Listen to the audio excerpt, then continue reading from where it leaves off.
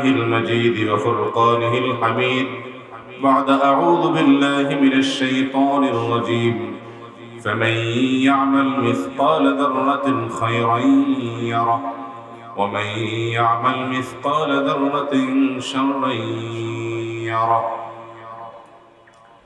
ঐতিহ্যবাহী নরসিংদী জেলার শিবপুরের শিমুলিয়া দৌলতপুর বাইতুল হাম জামে মসজিদের উদ্যোগে আয়োজিত আজকের এই তাফসিরুল কোরআন ও প্রশ্নোত্তর মাহফিল এর সম্মানিত সভাপতি, উপস্থিত দূর দূরান্ত থেকে আগত আমার প্রাণ প্রিয় দিন দরদি ভাইয়েরা এবং পর্দা আলের মা বোনেরা, দীর্ঘ সময় আপনারা কোরআনে কারীম থেকে এবং নবী করিম সাল্লাল্লাহু আলাইহি সাল্লামের হাদিস থেকে গুরুত্বপূর্ণ আলোচনা শুনেছেন।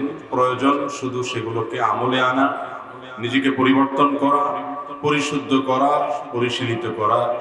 আল্লাহ তাআলা আমাদের সকলকে খাঁটি মুসলিম, আল্লাহর প্রিয় বান্দা, বিশেষ করে আসন্ন রমাদানকে সামনে রেখে আত্মশুদ্ধি, নিজের সংশোধন, নিজের ভুল এবং বদ অভ্যাসগুলো থেকে নিজেকে পরিচ্ছন্ন করে একজন ভালো মানুষ, নেককার এবং মুত্তাকি পরহেজগার মানুষে পরিণত করার তৌফিক আল্লাহ তাআলা আমাদেরকে দান করুন। এত বেশি প্রশ্ন এসেছে যে এই প্রশ্নগুলোর উত্তর ফজর পর্যন্ত দিলেও শেষ করা সম্ভব হবে না। তারপরেও আমরা যতটুকু সম্ভব ইনশাআল্লাহ উত্তর দেব। রাত গভীর হয়েছে, খুব দীর্ঘ সময় আলোচনা করা সমীচীন নয়। আমি ছোট্ট একটি বিষয় নিয়ে একটি সংক্ষিপ্ত মেসেজ বা বার্তা দিতে চাই, এরপর ইনশাআল্লাহ প্রশ্নোত্তর মাহফিলে চলে যাব। আর সে বিষয়টি হলো, মিডিয়ার ভাইরা আপনারা দাঁড়িয়ে আছেন কেন? বসেন। এই ক্যামেরাম্যান ভাইরা বসে যান, বসে যান। জি, আল্লাহ রাব্বুল আলামিন কিয়ামতের ময়দানে আমাদের আমল গুনবেন না মাপবেন?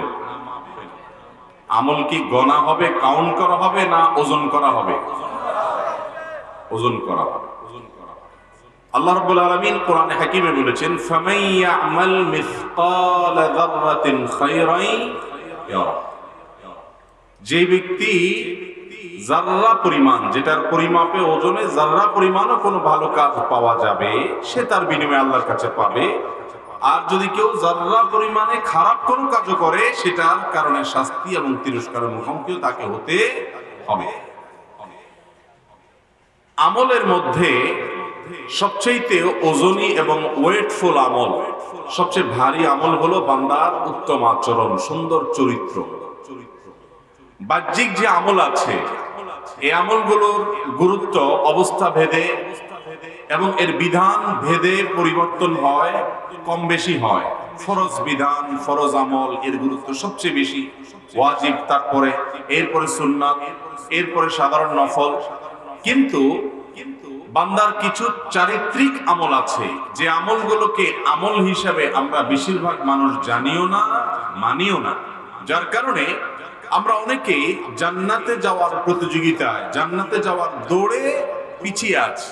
হয়তো আমি নামাজ কালাম পড়ছি, আমি রমজানের রোজাও রাখছি, আমি আলহামদুলিল্লাহ অনেক বড় বড় হারাম কাজ থেকেও বেঁচে থাকছি, এরপরও জান্নাতে যাওয়ার যে প্রতিযোগিতা, যে কম্পিটিশন, সেখানে আমি পিছিয়ে আছি আমার অজানা বড় বড় কিছু ভুলের কারণে। যে ভুলগুলোকে বড় ভুল তো পরের কথা, ভুলই মনে করি না। এরকম একটি বিষয় হলো মানুষের চারিত্রিক যে ত্রুটি আছে সেগুলো। চারিত্রিক ত্রুটি বলতে আমরা সুনির্দিষ্ট কিছু বিষয়কে বুঝি।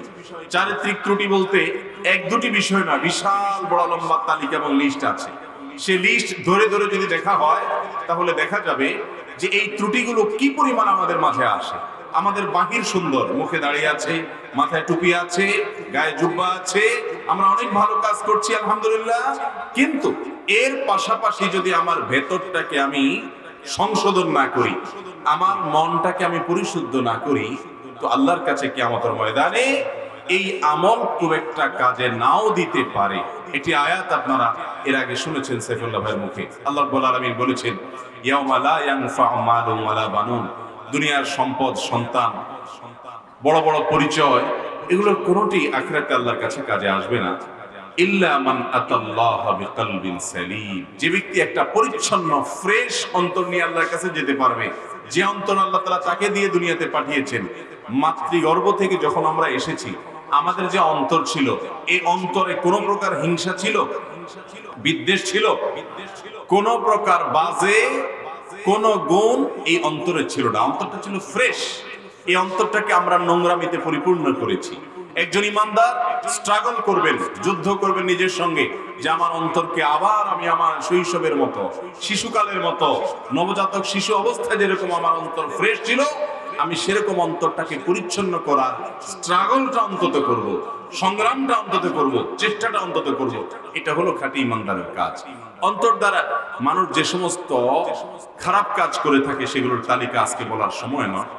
আমি শুধুমাত্র একটি বিষয় ফোকাস করতে চাই, আর সেটি হলো আমাদের চারিত্রিক ত্রুটি, যেটা খুব বেশি আমরা অনুভব করতে পারি না। তার মধ্যে থেকে একটা হলো যেটার সাথে অন্তরের সম্পর্ক আছে, বাহ্যিক অঙ্গ প্রত্যঙ্গের সম্পর্ক আছে, সেটা হলো মানুষের সামনে আমরা প্রশংসা করতে খুব পছন্দ করি আর পেছনে বদনাম করতে পছন্দ করি। এই রোগটা আমাদের মধ্যে আছে না নাই? এবং কেউ যদি ধরুন কারোর বদনামি করে আপনার সামনে, সাধারণত আমরা কি করি?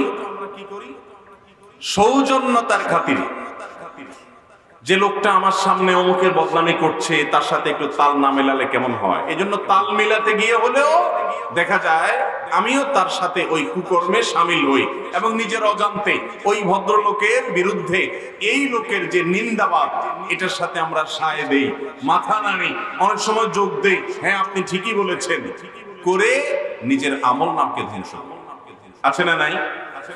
আবার যেই লোকের সামনে আপনি প্রশংসা করছেন, ওই লোকটারই পেছনে দুর্নাম করছেন। এই রোগগুলো আজ জনে জনে আমাদের মধ্যে আছে না নাই ভাই? সামনে প্রশংসা করছেন কিন্তু পেছনে যাওয়ার পর বা তার অগোচরে আপনি সুযোগ পেলে, চান্স পেলে বদনাম করছেন। ওই লোকটারই সামনে আপনি বদনামি করেন না, সামনে করেন প্রশংসা আর পেছনে করেন বদনাম। এই রোগটা কোন কোন ক্ষেত্রে চগলখড়িতে পরিণত হয়, আরেকটা কবিরা গুনাহ। নবী করিম সাল্লাল্লাহু আলাইহি সাল্লাম বলেছেন, লা ইয়াদখুলুল জান্নাতা কাত্তাত আই নামাম। যে ব্যক্তি চগলখড়ি করে, এর কথা ওর কাছে লাগায়, ওর কথা এর কাছে লাগায়, সবার কাছে ভালো সাজে, সামনে আসলে সাধু সাজে, পেছনে গেলে দুর্নাম করে, এই রোগের মানুষ, এই বদনামি করা মানুষ, একজনের কথা আরেকজনের কাছে লাগালাই করা মানুষ, সামনে গিয়ে আরেকজনের দুর্নাম, আবার তার কাছে গিয়ে এই লোকের দুর্নাম করা মানুষ, এরা কখনো জান্নাতে যেতে পারবে? আপনি যদি জান্নাতি হতে হয়, মুত্তাকি হতে হয়, আপনি যদি আপনার আখলাকটাকে উন্নত করতে পারেন, যেই উন্নত আখলাক মিজানের পাল্লায় সবচেয়ে ভারী হবে। নবী করিম সাল্লাল্লাহু আলাইহি সাল্লাম বলেছেন, কোন আমল বান্দার উত্তম চরিত্রের মতো ওয়েটফুল হবে না কিয়ামতের ময়দানে। আর এই উত্তম চরিত্রের মধ্যে একটা চরিত্র হলো কারোর পেছনে দুর্নাম করব না। মানুষের পেছনে দুর্নাম করাটা কাপুরুষতা। এটা হলো এক ধরনের মুনাফিকের চরিত্র, 2 নম্বর মানুষের চরিত্র, অসৎ মানুষের কাজ, যে তার সামনে আসলে আপনি তার সাথে তাল মেলান, ভালো সাজেন, অথচ ওই লোকটারই পেছনে গিয়ে দুর্নামি করেন।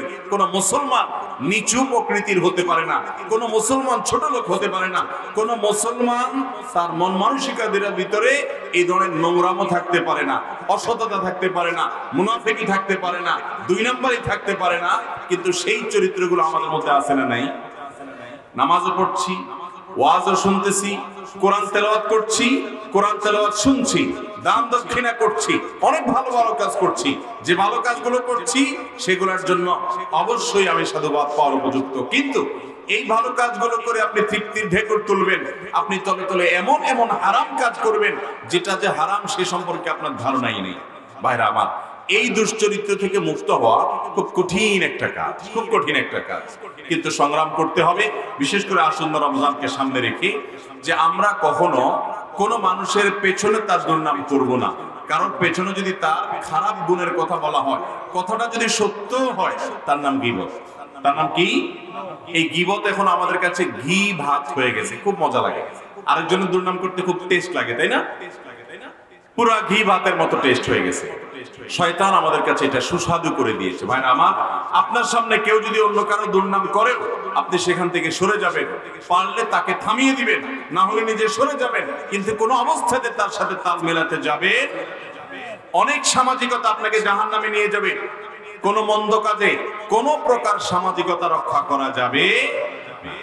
অতএব ভাইরা আমার, এই একটা চারিত্রিক সংশোধনী, এই একটা ক্যারেক্টারের কারেকশন যদি আপনি আনতে পারেন, আপনি জান্নাতের পথে অনেক দূর চলে যাবেন ইনশাআল্লাহ। আমি নিজেও এটার জন্য নিজের সঙ্গে নিজে যুদ্ধ করি, স্ট্রাগল করি। আপনাদের জন্য দোয়া করি, আমার জন্য দোয়া করবেন। আল্লাহ তাআলা আমাদের সবাইকে আমাদের চারিত্রিক এই ভয়াবহ অপরাধ, কবিরা গুনাহ, মানুষের সামনে তার প্রশংসা করা আর পেছনে তার বদনাম করা, এই বদভ্যাস থেকে আল্লাহ তাআলা আমাদেরকে বেঁচে থাকার তৌফিক দান করুন। সামনে প্রশংসা করা এটা কি খুব ভালো জিনিস? হাদিসে আসছে নবী করিম সাল্লাল্লাহু আলাইহি ওয়াসাল্লাম বলেছেন, যে ব্যক্তি তোমার সামনে তোমার প্রশংসা করে, ওই ব্যক্তির মুখের উপরে মাটি মারো। কারণ সামনে প্রশংসা করলে ওই ব্যক্তির মনের ভিতরে অহংকার আসবে, ঠিক না? সে নিজেকে কিছু একটা মনে করবে এবং তার ভিতরে অহংকার আসবে। অতএব সামনে প্রশংসা করে তার ক্ষতি করা হলো। সামনে মানুষের দোষের কথা বলতে হয় মহব্বতের সাথে, বিনয়ের সাথে, ভদ্রতার সাথে, সৌজন্যতার সাথে, আন্তরিকতা এবং দরদ এবং মায়ার সাথে। যদি বলা হয় ভাই মনে কিছু করবেন না, আপনার সব ভালো মাশাআল্লাহ, এই বিষয়টা একটু আপনি যদি একটু কারেকশন করেন, আপনি আরো ভালো হয়ে যাবেন। কৌশলে, হিকমার সঙ্গে, প্রজ্ঞার সঙ্গে, কোরআন এবং হাদিসের আলোকে আপনি সামনে দোষের কথা বলবেন আর পেছনে ওই লোকটারই অগোচরে অন্যদের কাছে তার প্রশংসা করবেন। তাহলে সমাজের সম্প্রীতি তৈরি হবে, ভালোবাসা তৈরি হবে, অন্যরা তার সম্পর্কে ভালো ধারণা তাদের মধ্যে তৈরি হবে, তাদের মধ্যে পারস্পরিক সৌহার্দ্য তৈরি হবে। আর সামনে প্রশংসা করলে ওই লোকটা অহংকারী হবে, দাম্ভিক হবে। পেছনে যদি তার বদনামি করেন, তাহলে তার সম্পর্কে সমাজের মানুষের ধারণা নষ্ট হবে এবং সমাজ ধ্বংসের দিকে যাবে। অতএব ইসলামের এই সুমহান সৌন্দর্য যদি আমাদের মধ্যে না আসে, তো আমরা কখনো ভালো মুসলমান হতে পারবো? আমরা নিজের সঙ্গে সংগ্রাম করবো তো ইনশাআল্লাহ। কারোর সামনে তার প্রশংসা নয়, প্রশংসা হবে পেছনে আর দুর্নাম হবে সামনে। আমরা করি হুবহু উল্টা। সামনে আসলে পামপট্টি দেওয়া ছাড়ার কোনো কাজ আমাদের নাই। ভাই আপনার মতো মানুষ হয় না ভাই, কি বলেন ভাই? আর পেছনে গেলে তার 14 গোষ্ঠী উদ্ধার আমরা করি। আছে না এই রোগ আমাদের মধ্যে? এই রোগটা কোনো ছোটখাটো রোগ না ভাই, ক্যান্সারের মতো রোগ। ঈমান নষ্ট হওয়া, তাকওয়া নষ্ট হওয়ার মতো একটা রোগ, বান্দার হক সংশ্লিষ্ট একটা রোগ। কত হাজার মানুষের বদনামি করছেন। এই সমস্ত মানুষ আপনার বিরুদ্ধে কিয়ামতের ময়দানে বাদী হয়ে দাঁড়াবে, হাজার হাজার মামলার আসামি হয়ে যাচ্ছেন। অতএব ভাইরা আমার, এই ঠোঁট কন্ট্রোল করা শিখতে হবে, যে আমার দ্বারায় কারোর অধিকার নষ্ট হবে না, সামাজিক সম্প্রীতি নষ্ট হবে না। আল্লাহ তাআলা আমাকে আপনাকে আমাদের সবাইকে আমল করার তৌফিক দান করুন। গোটা সমাজ আজ তেলবাজে ভরে গেছে ভাই। সামনে শুধু কিভাবে তেল দিবে, কিভাবে পাম্পট্টি দিবে, এই করা লোক সমস্ত জায়গায়, সব ক্ষেত্রে, অফিসে, আদালতে, রাস্তায় ঘাটে, ব্যক্তিগতভাবে, পারিবারিকভাবে, বিভিন্নভাবে দেখবেন যে মানুষ এই অপরাধের চর্চা করে। আছে না এই রোগটা আমাদের মধ্যে? ভাইরা আমার, তেলবাজ, সামনে পাম্পট্টি দিয়ে আলা মানুষ কখনো ভালো চরিত্রবান মানুষ হতে পারে। প্রশংসা হবে পেছনে, সামনে স্বীকৃতি হতে পারে, ভালো গুণের স্বীকৃতি দিবেন আপনি, প্রশংসা নয়। আর সামনে দিবেন কারেকশন, অন্যরা করে আপনি সেখানে যোগ দিবেন। আল্লাহ তাআলা আমাদের সবাইকে এই উন্নত চরিত্রটি ধারণ করার তৌফিক দান করুন।